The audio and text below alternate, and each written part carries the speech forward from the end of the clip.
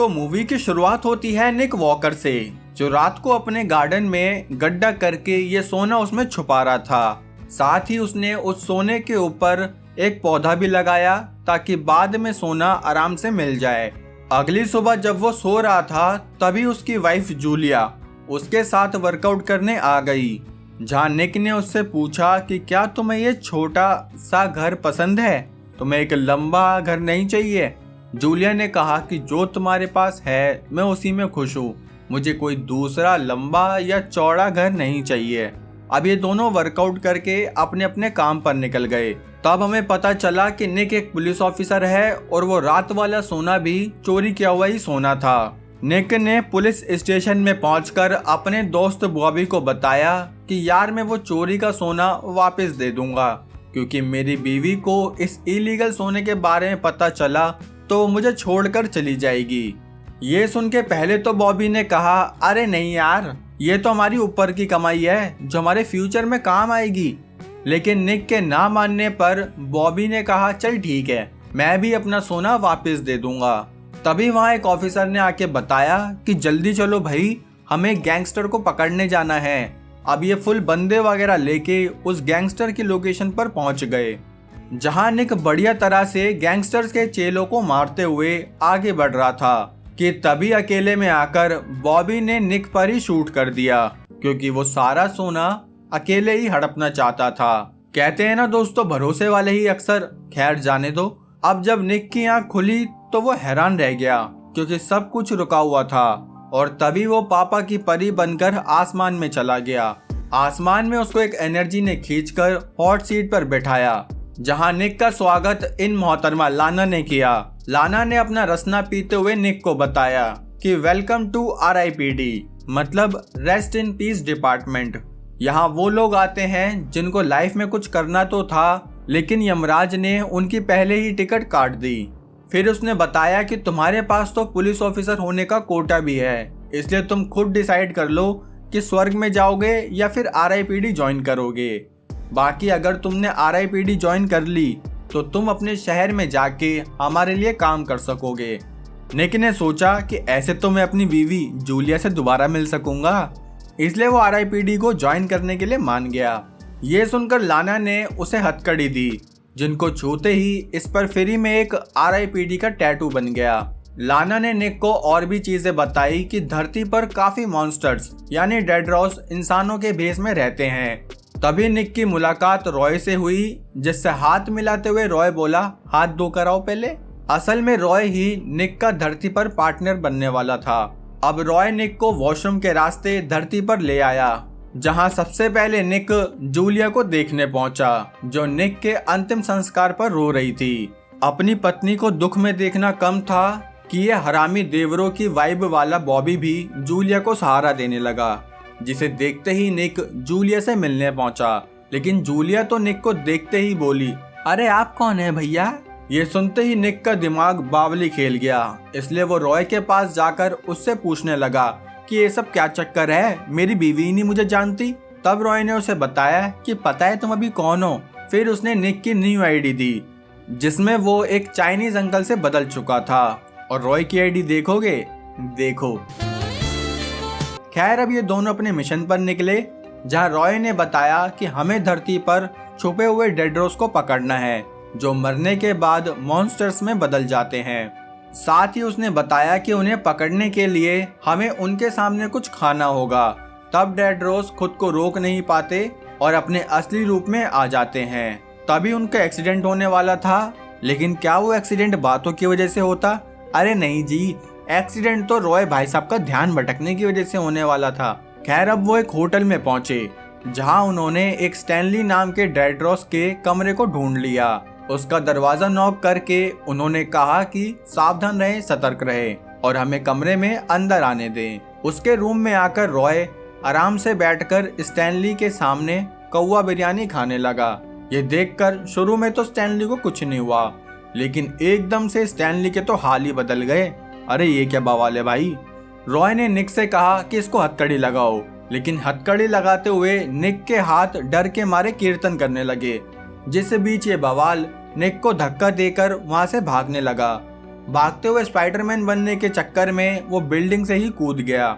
रॉय भी निक को लेके बिल्डिंग से कूदा, जहां नीचे आते ही निक ने इस बार स्टैनली की जूत बजाई कर दी, जिससे एकदम से स्टैनली के मुंह से कुछ निकला।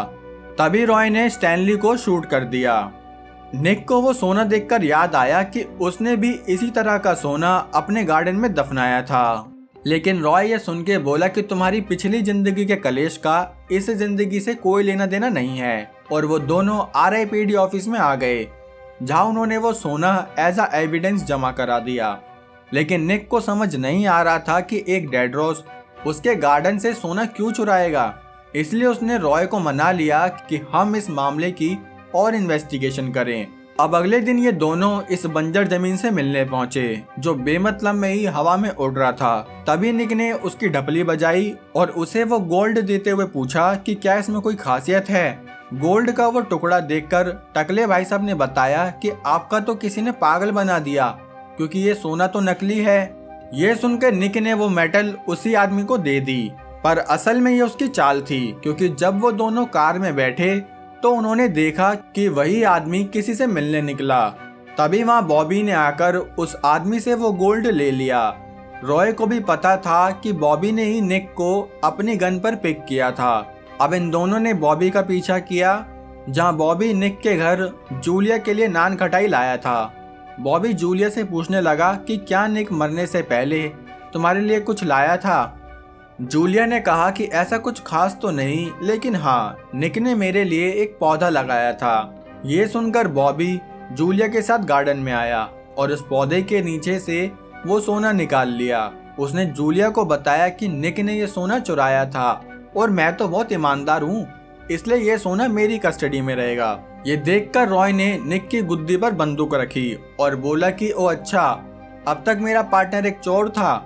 निक ने कहा आधी अधूरी जानकारी हानिकारक होती है बाबू। ये कहकर उसने बाबू को थोड़ा प्रसाद दिया और बॉबी का पीछा करने लगे।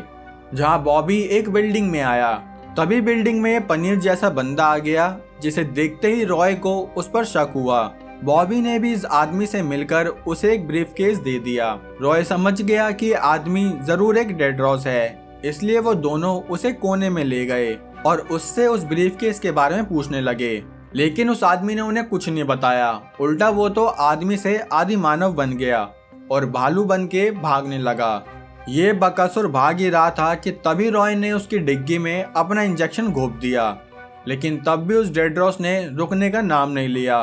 दोनों तरफ से काफी भागम भाग हुई, लेकिन वो दोनों अपनी पूरी जान लगा के भी उस डेड्रॉस को पकड़ नहीं पाए।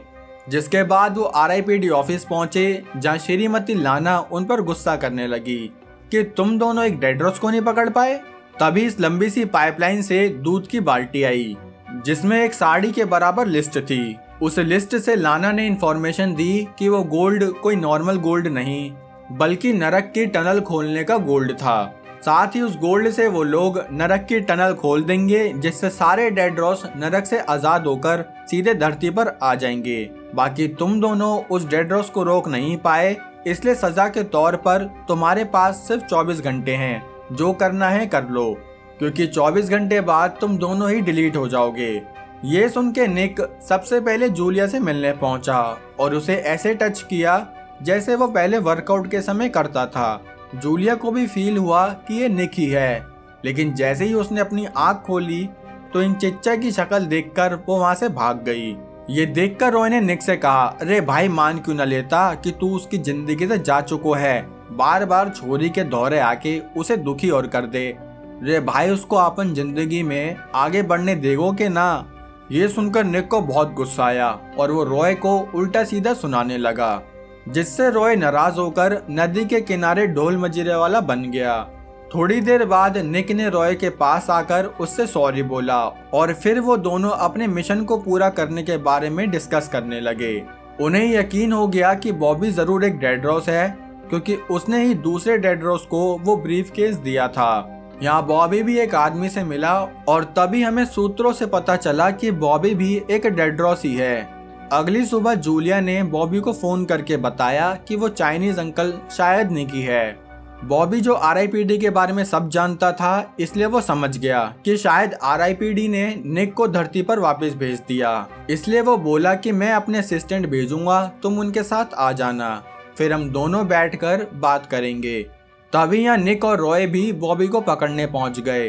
रॉय अपने नूरानी चेहरे का इस्तेमाल करते हुए फ्रंट गेट से अंदर घुसा और निक बैक डोर से। अंदर घुसकर उन्होंने बॉबी को गन पॉइंट पर ले लिया। तभी रॉय को एक गोल्डन एक्स मिला।